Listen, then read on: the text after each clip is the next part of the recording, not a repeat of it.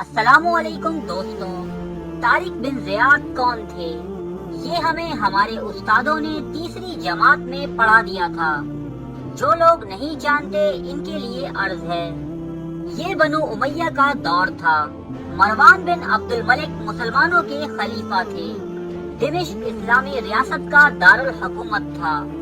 موسیٰ بن نصیر افریقہ کے والی تھے۔ طارق بن زیاد آپ کے ایک خادم کے بیٹے تھے۔ والد کی شہادت کے بعد یہ لڑکا موسیٰ بن نصیر کی سرپرستی میں آ گیا۔ وہ ایک پیدائشی جرنیل تھے۔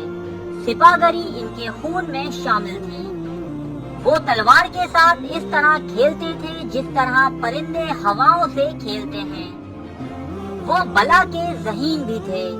ایمان اور شجاعت بھی ان پر فدا تھی۔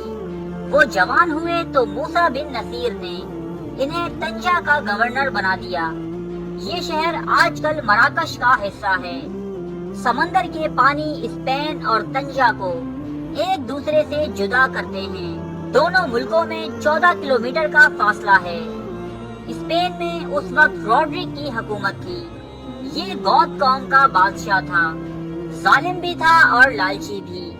اس دور میں مختلف علاقوں کے گورنر اپنے بچوں کو شاہی آداب سکھانے کے لیے بادشاہوں کے محلات اور درباروں میں بھجوایا کرتے تھے۔ کاؤنٹ جولین شاہ روڈرک کا ایک گورنر تھا۔ اس کی بیٹی فلورینڈا دربار سے وابستہ تھی۔ وہ بے انتہا خوبصورت تھی۔ بادشاہ اس کی خوبصورتی دیکھ کر بھٹک گیا۔ اس نے اسے محل میں بلایا اور بے آبرو کر دیا۔ بیٹی نے باپ کو اطلاع دے دی۔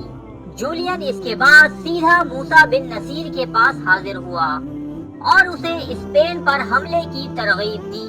موسیٰ بن نصیر یورپ کے ساتھ چھیڑ چھاڑ نہیں کرنا چاہتا تھا، لیکن جولین کی ترغیبات بھی تگڑی تھی اور اس کی کہانی بھی افسوسناک۔ چنانچہ اس نے اپنے جرنیل طارق بن زیاد کو 7,000 جوان دے کر جولین کے ساتھ اسپین روانہ کر دیا۔ یہ لشکر صرف یہاں کے حالات کا جائزہ لینے آیا تھا، لیکن وہ اسپین کی سرزمین پر قدم رکھتے ہی شوق جہاد کے ایسے جنون میں مبتلا ہوئے کہ وہ اس وقت تک واپس نہیں لوٹے جب تک اسپین کے تمام بڑے شہر ان کے قدموں میں نہیں آ گئے۔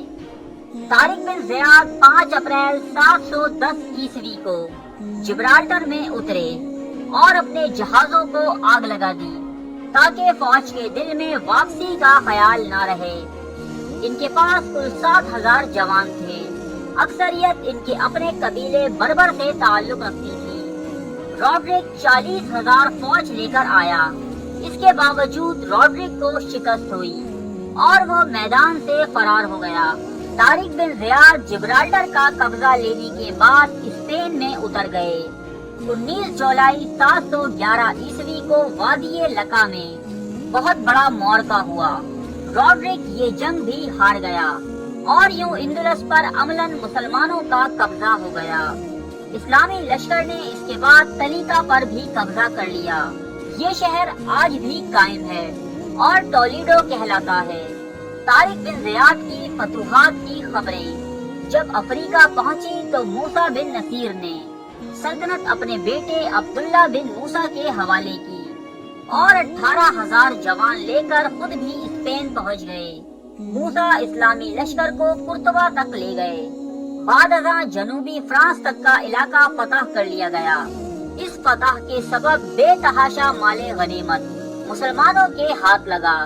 خلیفہ مروان بن عبد الملک کو جب یہ اطلاعات پہنچی تو آپ نے طارق بن زیاد اور موسیٰ بن نصیر کو دمشق طلب کر لیا۔ موسیٰ نے قرطبہ کا چارج اپنے بیٹے عبداللہ کے حوالے کیا اور طارق کو لے کر دمشق کے لیے روانہ ہوئے۔ یہ قافلہ ابھی راستے میں ہی تھا کہ خلیفہ وقت کی طبیعت نہایت ناساز ہو گئی۔ مروان بن عبد الملک کے بھائی سلیمان بن عبد الملک نے اس قافلے کو ایک خط لکھا کہ اپنی رفتار سفر کو سست کر دو تاکہ یہ مال غنیمت سے لدا قافلہ میرے دور حکومت میں موصول ہو، جبکہ یہ دونوں حضرات معمول کے مطابق سفر کرتے رہے۔ جب یہ قافلہ دمشق میں داخل ہوا تو خلیفہ مروان بن عبد الملک زندہ تھے۔ انہوں نے موسیٰ بن نصیر کو 50,000 اشرفیاں اور 3 خلعتیں انعام میں دی، لیکن جلد ہی خلیفہ مروان بن عبد الملک انتقال کر گئے۔ ان کے بعد ان کے بھائی سلیمان بن عبد الملک کا دور شروع ہوا۔ اس وقت مسلمان پوری دنیا کی فتوحات میں مصروف تھے۔ محمد بن قاسم سندھ فتح کر چکے تھے۔ قتیبہ بن مسلم وسطی ایشیا فتح کرنے کے بعد چین پر حملے کا منصوبہ بنا رہے تھے، جبکہ طارق بن زیاد یورپ میں فتوحات کے جھنڈے گاڑ چکے تھے۔ سلیمان بن عبد الملک نے منصب خلافت پر فائز ہوتے ہی ان تمام سپہ سالار اسلام کو اپنے آتاب کا نشانہ بنایا۔ محمد بن قاسم اور قتیبہ بن مسلم کو شہید کر دیا گیا۔ موسیٰ بن نصیر پر مال غنیمت میں خرد برد کا الزام لگا کر لاکھوں کا جرمانہ عائد کیا گیا اور ان کی خوب تضحیک و تذلیل کی گئی۔ آپ کو زنجیروں میں جکڑ کر کئی گھنٹے دھوپ میں کھڑا رکھا جاتا۔ انتہا یہ کہ آپ کے جوان سال بیٹے کو قتل کر کے ان کا سر آپ کی گود میں ڈال دیا گیا۔ کچھ ہی دن بعد خلیفہ سلیمان بن عبد الملک کی قید میں آپ کی وفات ہوئی۔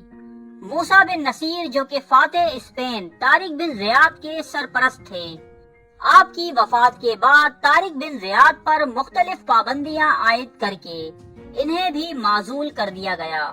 یوں اس عظیم فاتح کی باقی ماندہ زندگی گمنامی کی ایک دبیس تہ میں جا چھپی۔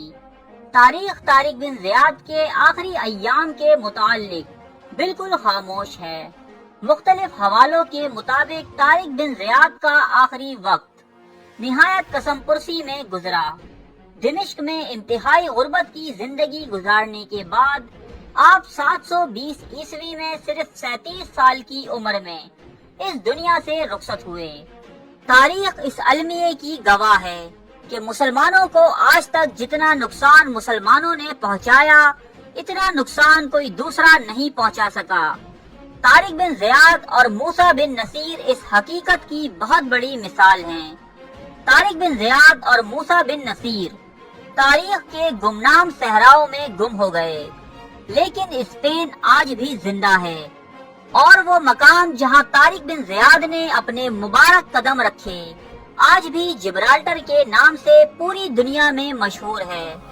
اور جب تک جبرالٹر اور اسپین موجود ہیں، دنیا کا کوئی شخص طارق بن زیاد اور موسیٰ بن نصیر سے ان کا نام اور ان کا کارنامہ نہیں چھین سکتا۔